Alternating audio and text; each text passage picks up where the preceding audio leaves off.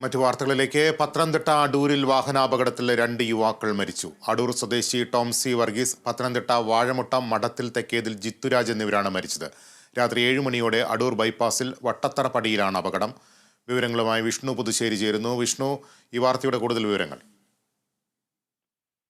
പത്തനംതിട്ട അടൂരിൽ കാറും ബൈക്കും കൂട്ടിയിടിച്ചുണ്ടായ അപകടത്തിൽ 2 യുവാക്കൾക്കാണ് ദാരുണ അന്ത്യം സംഭവിച്ചിരിക്കുന്നത്. ബൈക്ക് യാത്രികരായ അടൂർ ചാവടിയിൽ ടോംസി വർഗീസ്, പത്തനംതിട്ട വാഴമുടം മഠത്തിൽ ജിത്തു രാജ് എന്നിവരാണ് മരിച്ചത്. കാർ യാത്രികയായ തിരുവനന്തപുരം തൈക്കാട് ആനന്ദഭവൻ രക്തമണിക്ക് നിസ്സാര പരിക്ക് മാത്രമാണ് ഏറ്റിരിക്കുന്നത്. അടൂർ ബൈപ്പാസിൽ ഇന്ന് രാത്രി 7 മണിയോടെയാണ് സംഭവം ഉണ്ടായത്. എറണാകുളം ഭാഗത്തു നിന്ന് തിരുവനന്തപുരം ഭാഗത്തേക്ക് വരികയായിരുന്ന കാറും അടൂർ നെല്ലിമൂട്ടിൽ ഭാഗത്തു നിന്ന് കരുവാറ്റ ഭാഗത്തേക്ക് വരികയായിരുന്ന ബൈക്കും തമ്മിലാണ് കൂട്ടിയിടിച്ചത്.